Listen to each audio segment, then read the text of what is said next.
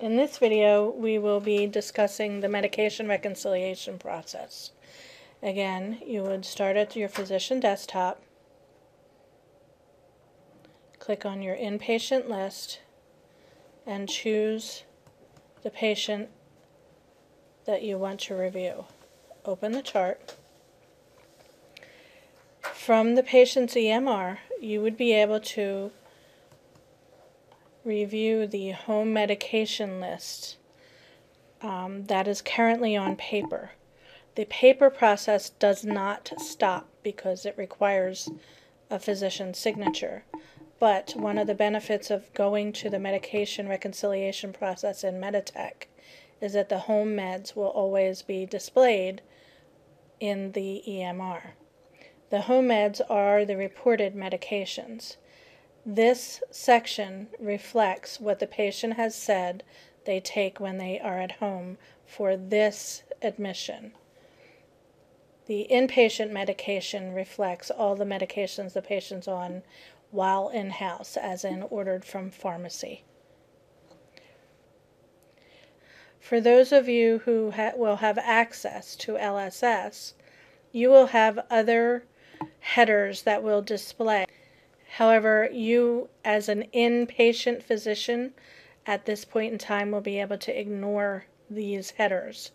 LSS, by the way, is the software that will be used by the NLCMG group as they go live. I also want to show you that although the paper process isn't any different, the order form is going to look different. It's going to be the same order form regardless of admit, transfer, or discharge. And along the top of the order form, the nurses will check whether it's an admit order form or a transfer order form. Then when you look at it, you can see that, again, this is a medication that's ordered in-house via the pharmacy, and this is a medication that the patient is on at home. So they will be right next to each other, and you will be able to say whether you're going to continue it or discontinue it if the dosing is different. The other thing that is different on the paper, in the paper process, is that you have the selection of C current.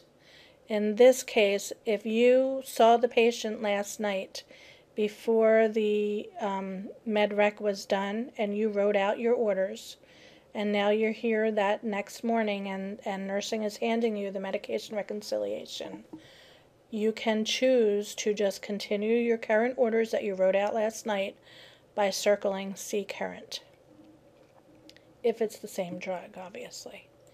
Again, the other thing with this paper process is there is a section that will show you the meds that the patient's on in the hospital, and it will point out to you the home medications not currently ordered. So albuterol was not ordered in-house, so it doesn't display up here. Okay, so to review, the C is that you would continue this Zocor, and the key is at the bottom of each page. Obviously, DC means you would DC this medication. Modify, that means you're going to modify the order as it stands right now, and it will require you to rewrite that order, either on a regular, blank order page, or at the end of every MedRec page, there's extra lines for you to write on. And then again, we've already discussed the C current. And again, the key is at the bottom of each page for what these initials mean. I also want to show you what the patient discharge medication list will look like. This is the list that nursing will put together once they've received the orders from you on discharge. Again, we tried to keep it very simple. It will be in layman's terms, and we will tell them when the last dose was taken so that they know when to take their medication next.